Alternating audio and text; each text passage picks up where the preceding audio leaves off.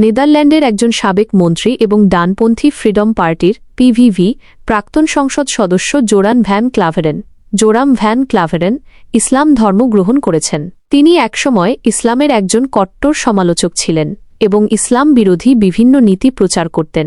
2018 সালের অক্টোবর মাসে তিনি ইসলাম গ্রহণ করেন। তিনি ইসলাম বিরোধী একটি বই লেখার কাজ শুরু করেছিলেন, কিন্তু সেই গবেষণার সময়েই তিনি ইসলাম সম্পর্কে জানতে পারেন এবং তার দৃষ্টিভঙ্গি পরিবর্তিত হয়। তিনি নিজেই স্বীকার করেছেন যে ইসলাম সম্পর্কে তার পূর্বের ধারণাগুলো ভুল ছিল এবং তিনি এখন একজন প্রকৃত মুসলিম হিসেবে নিজেকে পরিচয় দেন। জোরান ভ্যান ক্লাভেরেন ছাড়াও নেদারল্যান্ডের ফ্রিডম পার্টির আরেকজন প্রাক্তন সদস্য আর্নাউড ভ্যান ডোন 2000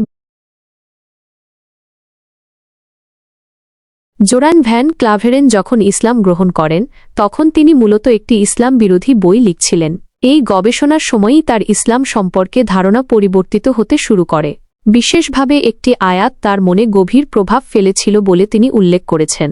তিনি যখন বই গুছিয়ে রাখছিলেন তখন তাক থেকে কিছু বই নিচে পড়ে যায়, যার মধ্যে পবিত্র কুরআনের একটি কপি ছিল। সেটি তুলতে গিয়ে তার বৃদ্ধাঙ্গুলি সূরা আল হাজ এর 46 নম্বর আয়াতের ওপর পড়ে।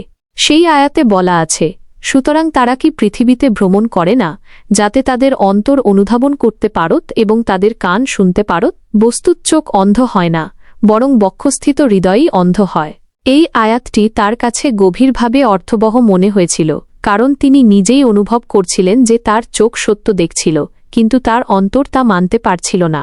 এটি তাকে তার ভুল ধারণাগুলো থেকে বেরিয়ে আসতে এবং ইসলামের সত্যকে উপলব্ধি করতে সাহায্য করেছিল।